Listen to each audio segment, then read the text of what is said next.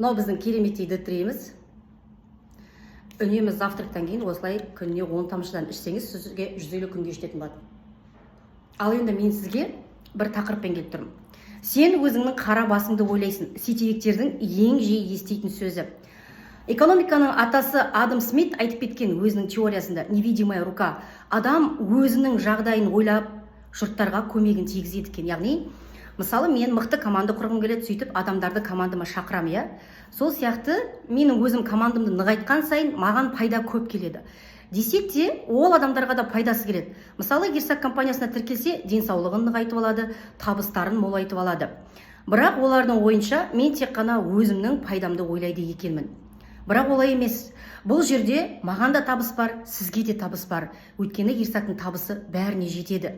Ең бастысы миларыңыздағы шектеулерді алып тастау. Сонымен қатар кең болыңыздар, кең болсаңдар кем болмайсыз.